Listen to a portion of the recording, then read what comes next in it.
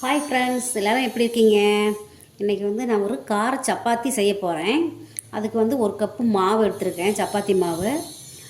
3 சப்பாத்தி செய்கிற மாதிரி எடுத்து வச்சுருக்கேன்.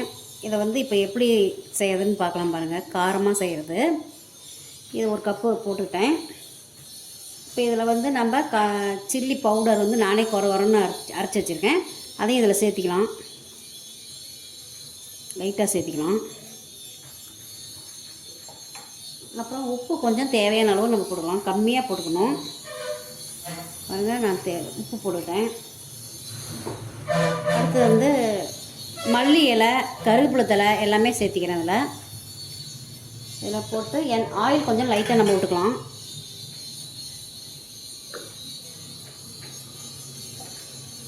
உப்பு போட்டாச்சு. இப்போ சுடுதண்ணி கொஞ்சம் காய வச்சுருக்கேன். அதையும் இதில் நம்ம ஆட் பண்ணிக்கலாம்.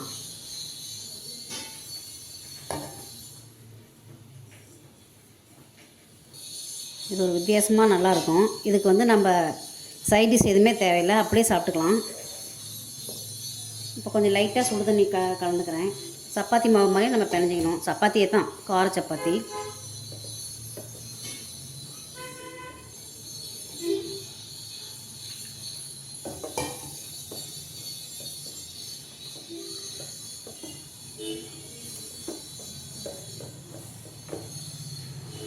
நல்லா சாஃப்டாக பிணைஞ்சி மசாஜ் பண்ணி எடுத்து வச்சுக்கலாம். பாருங்கள், சப்பாத்தி மாவு நல்லா பிணைஞ்சிக்கிட்டேன் கார சப்பாத்தி செய்கிறதுக்கு.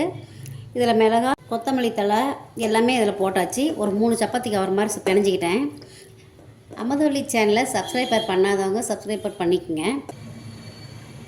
பாருங்கள், ஒரு 10 நிமிஷம் ஊற வச்சிடலாம். கார சப்பாத்திக்கு ரெடி பண்ணிட்டேன்.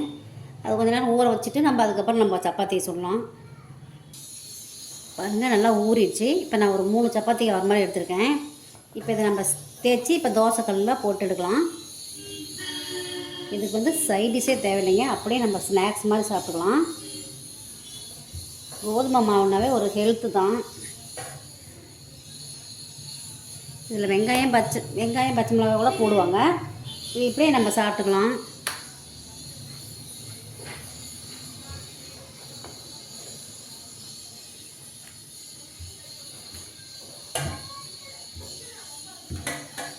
இப்படி எல்லாமே நம்ம தேய்ச்சிக்கிட்டு 3 சப்பாத்தி இப்படி தேய்ச்சி நம்ம இப்போ தோசைக்கல்லில் போட்டு எடுத்துக்கலாம்.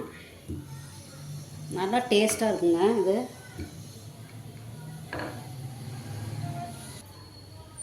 பாருங்கள், தோசைக்கல் நல்லா காஞ்சிடுச்சு. இப்போ இந்த சப்பாத்தியை நம்ம போட்டு எடுத்துடலாம். நல்லா எண்ணெய் நல்லா விடுங்க. இது குழந்தைங்களும் நல்லா விரும்பி சாப்பிடுவாங்க. வெறும் சப்பாத்தியே சாப்பிட்டுக்கலாம்.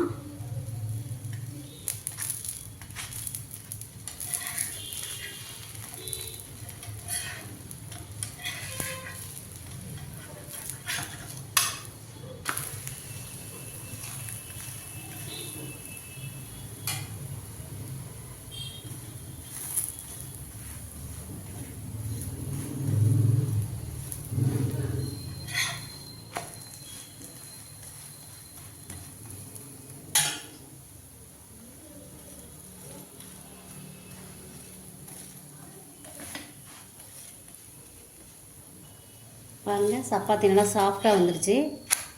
இது வெறும் தான் நம்ம சாப்பிட்டுக்கலாம். இதை மாதிரி எல்லாமே 3மே சுட்டு எடுத்துக்கலாம். பாருங்கள், அடுத்த சப்பாத்தியும் போட்டேன். சட்னியே தேவையில்லைங்க, அவ்வளோ நல்லா டேஸ்ட்டாக இருக்கும். இது ஒரு டைம் நான் செஞ்சு பார்த்து தான் வீடியோவுக்கு போட்டேன். நல்லாயிருக்கு. எண்ணெய் கொஞ்சம் நல்லா அதிகமாக விட்டிங்கன்னா நல்லா டேஸ்ட்டாக இருக்கும். இது மாதிரி இன்னொரு சப்பாத்தியும் போட்டு எடுத்துக்கலாம். பாருங்கள், கார சப்பாத்தி ரெடி ஆயிடுச்சு. இப்போ பாருங்கள், 3 நான் செஞ்சு வச்சுருக்கேன். நல்லா சாஃப்டாக இருக்குது பாருங்கள். நீங்கள் இந்த மாதிரி நீங்களும் செஞ்சு பாருங்கள். வெறும் சப்பாத்தியே நம்ம சாப்பிட்டுக்கலாம், அவ்வளோ டேஸ்ட்டாக இருக்குது. இதை பிடிச்சிருந்தால் லைக் பண்ணுங்கள், ஷேர் பண்ணுங்கள், கமெண்ட் பண்ணுங்கள். என்னுடைய சேனலை பெல் பட்டனை கிளிக் பண்ணுங்கள். தேங்க்யூ.